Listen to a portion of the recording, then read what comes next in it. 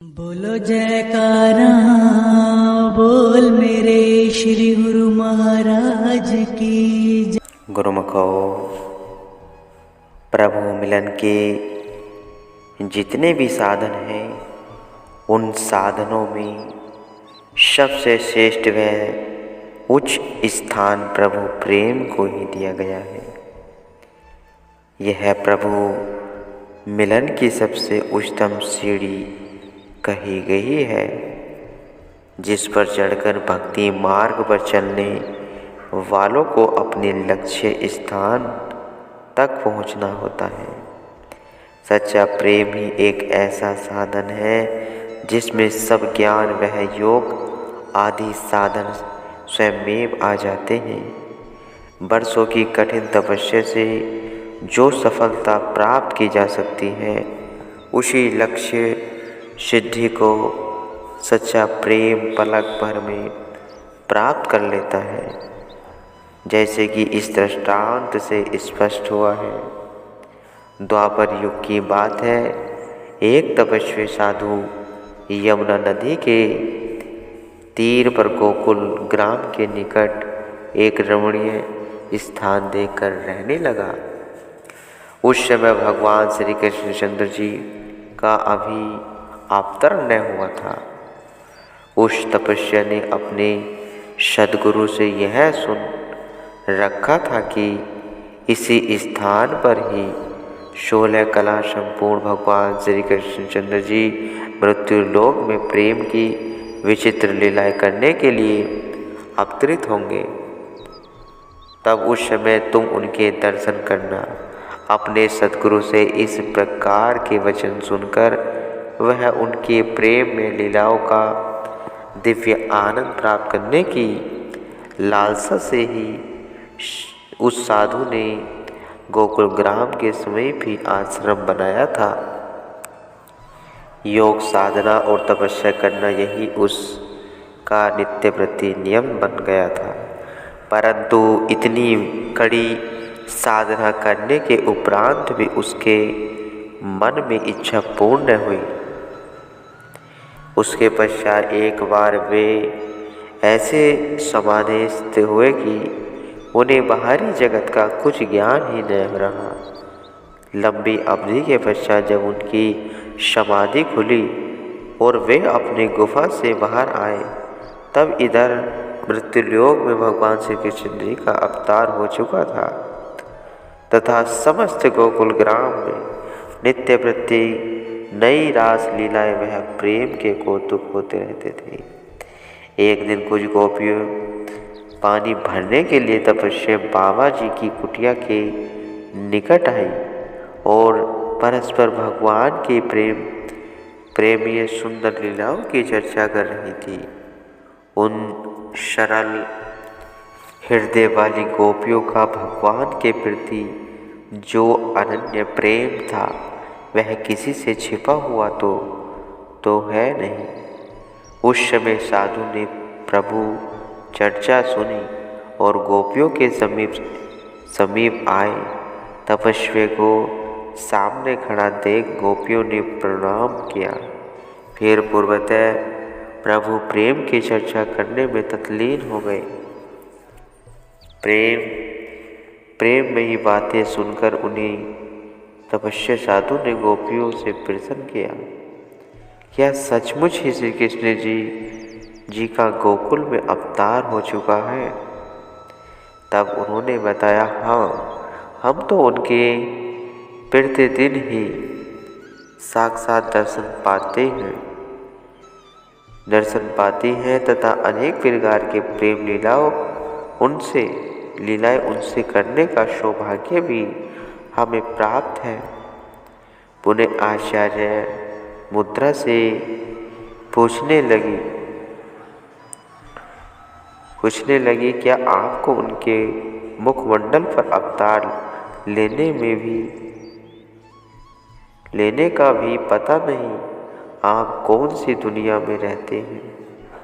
अजी उनकी तो समस्त ब्रजभूमि में धूम मची हुई है। तब उस तपस्वी बाबा ने कहा, मैं तो चिरकाल से इस कंदरा में तपस्या कर रहा था, इसलिए उनके विषय में कुछ भी नहीं जान सका। गोपियाँ फिर कहने लगी, बाबा यह तपस्या तुम किस के लिए कर रहे हो? हमारे भगवान तो प्रेम अवतार हैं, उनके चरणों में मन लगाओ, वह प्रेम का आनंद प्राप्त करो।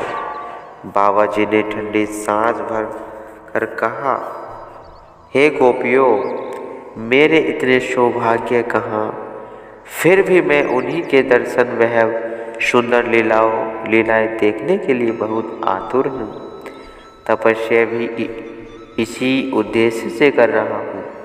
अच्छा, आप मेरे एक कार्य कर देवे तो मैं आपका आजीवन कृतज्ञ बना रहूँगा। गोपियों ने पूछा, वह क्या कार्य है आपका?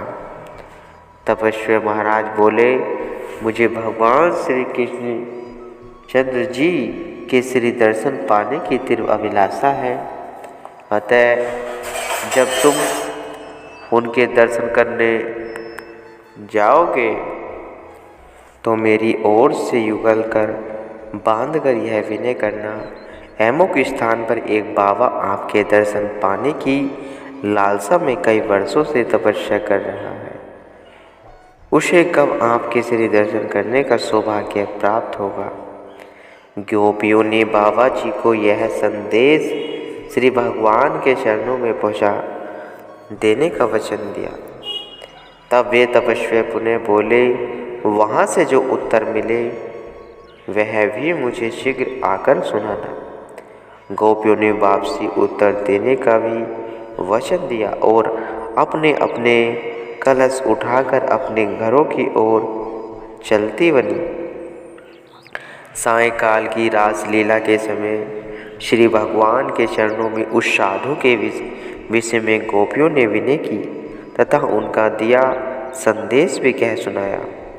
उत्तर में श्री भगवान तनिक रुखाई से मुस्कुराते हुए बोले, उसे कह दो कि कुछ समय अभी और तपस्या करे, तब हमारे दर्शन होंगे। दूसरे दिन गोपियाँ तपस्या के आश्रम पर गई और श्री भगवान जी के द्वारा दिया हुआ उत्तर उन्होंने अक्षरश कह सुनाया। तपस्वी ने जब गोपियों के मुंह से श्री भगवान जी के वचन सुने तो सुनते ही उसके संचित शुभ संस्कार जागृत हो उठे।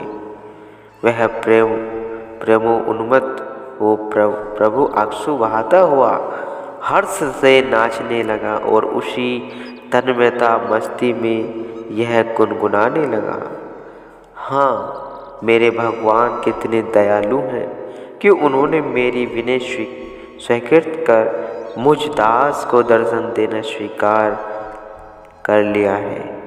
चाहे कितने दीर्घकाल व्यतीत हो गए हों, उन्होंने मुझ अधम वह पापी जीव को अपना दास तो समझ ही लिया। हाँ, कितने दयालु हैं मेरे प्रभु। आहा, तपस्वी महाराज इतने ही असीम उल्लास वह पान करने लगे और मस्ती में उछल कूद कर भगवान की महिमा एवं गुणानुवाद गाने में पूर्ण रूप से लीन हो गए। तपस्वी बाबा जी की ऐसी प्रेमो उन्मत्त दशा देखकर वे गोप बालिकाएं चकित हो और दांतों तले उंगली दबाने लगी। सहसा इतने में क्या देखती है कि स्वयं भगवान श्री कृष्ण जी नंगे पांव दौड़ते हुए उसी दशा में चले आ रहे हैं। यहाँ तक कि उन्हें पीताम्बर की भी कोई सुधि न रही। वे भागते हुए आश्रम पर आ पहुँचे और तपस्वी महाराज जी का कुछ समय तक प्रेम भरा नृत्य देखते रहे। तपस्वी तो अपनी सुधि खोए हुए थे, इसलिए उसे भगवान के आगमन का कुछ भी पता न चला। वह पूर्वतः उसी भांति ही नाचता कूदता और गाता रहा। तब कुछ देर बाद पश्चात भगवान ने आगे बढ़कर साधु बाबा जी को अपनी बाहों में भर लिया और बार बार गले से लगाने लगे। श्री भगवान का मधुर स्पर्श पाते ही साधु महाराज अपनी वास्तविकता अवस्था में आ गए और अपने सम्मुख श्री भगवान को देखकर उनके पद पंकजों में जा गिरे और प्रेम अक्षों से लगे और उन्हें सिंचित करने लगे। गोपियाँ जब भी आश्चर्यचकित हुई इस अद्भुत दृश्य का आनंद ले रही थी। प्रेमी प्रीतम के मिलन के पश्चात गोपियों ने प्रेम भरा उपलब्ध उल्हाना देते हुए सत्यवादी हो,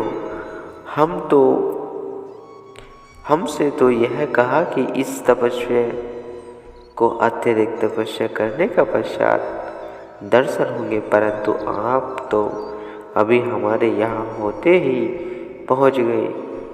यह क्या कारण है? हमें भी झूठा सिद्ध किया और स्वयं भी मिथ्याभासी कहलाए। भगवान श्री कृष्ण जी उनकी प्रेम भरी बातें सुनकर मुस्कुरा दिया और बोले, फिर क्या करता? विवश होकर प्रेम पास के बंधन में बंधे होने के कारण मुझे शीघ्र यहाँ आना पड़ा।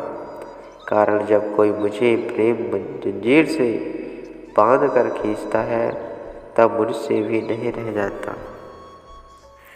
गोपियों ने पूछा, महाराज यदि आपने शीघ्र आना ही था तो हमें इनकी कड़ी साधना करने के विषय में बात क्यों कही थी? श्री भगवान ने प्रत्युत्तर में कहा, वह भी मैंने सत्य ही कहा था, क्योंकि साधु बाबा जी जिस विधि से तपस्या कर रहे थे उसमें इतना समय लगना अनिवार्य ही था, परंतु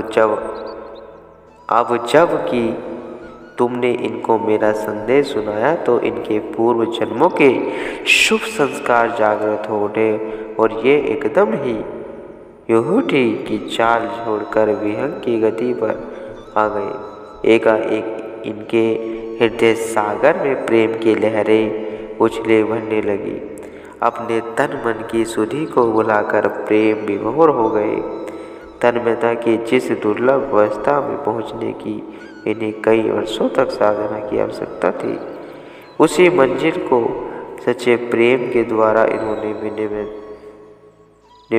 निमिष मात्र क्षण भर में प्राप्त कर लिया।